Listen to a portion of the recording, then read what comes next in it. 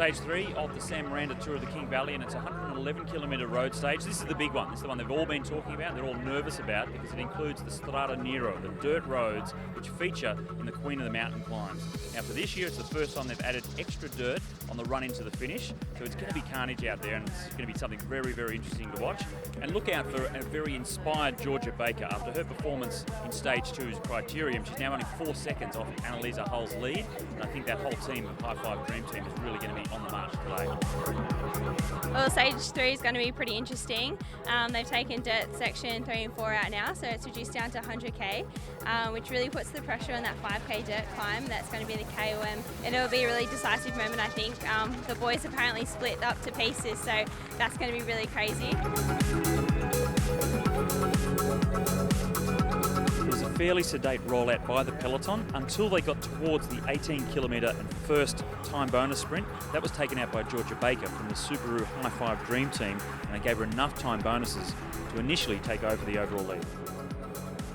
Not long after the first intermediate sprint, the Subaru N-Swiss rider Holly Simons went off the front on her own. As she approached the first sector of dirt road, the gap appeared to be closing down. First section of the dirt, yeah, it was a little bit rough on the right, so we all wanted the middle. It sort of thinned out a little bit, and we just had to drive pretty hard to get back onto the front group. Simons was caught on that dirt road section, and then shortly after, when they got back onto the tarmac, a very strong group of 7 riders went away, including Tessa Fabry and the strong Queenslander new to cycling coming from athletics, Lucy Kennedy. Saw a little break go. I saw a few people and that Tessa Fabry was in there, and I thought, that one might stick. So kind of jumped across to that because my plan for the day was to go after the Queen of the Mountain points. When the lead group came onto the first Queen of the Mountain, the breakaway group immediately started to disintegrate, and the Queenslander Lucy Kennedy was powering on the front.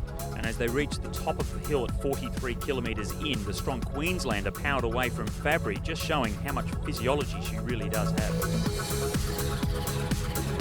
Not long after the first Queen of the Mountain climb, a group out in front became 4 riders strong, and they went on to the next dirt road section shortly before the second Queen of the Mountains and the Strada Nero section of climb. Sort of looked back and thought, the next climb's not that far away. Maybe I'll have a go and just try and go solo to the next one. And I saw Ruth came along, and I just sat on Ruth's wheel actually, and then I think it was less than 500 to go. I just sort of took off. At the 53-kilometre mark, they reached the top of the second Queen of the Mountain climb, and it was Kennedy picking up the second sprint of the day for her. But in second position was Annalisa Hull, and that gave her enough time bonuses to get back into the overall race lead. After a short, sharp, fast descent, they reached Whitfield and the next intermediate sprint, and again Annalisa Hull came across first, picking up another 5-second bonus. Now back down onto the flat roads of the King Valley. With 38 kilometres to go, there was a regrouping, and once again we had a mass peloton. Once it come back together, we were pretty active. We just kept going, like attacking Jess, Beck, Carly. We just kept going, sharing the load, and eventually one of us were going to snap away, and it just so happened to be me, 26k. The first time I got was 26 seconds, and I thought, oh yeah. And next time I got was 54 seconds, and I thought, okay, I can start believing in myself now. It blew out to about 1:16, I think. The tour leader, Annalisa Hull, was registered as an individual rider, so she had no team support to try and chase down Keneally, and then the pressure went onto the Subaru High Five team as everyone expected them to chase the gap back.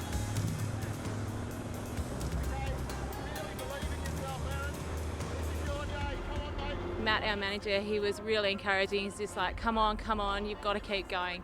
So I held it just above threshold, and it hurt, but man, it's worth it.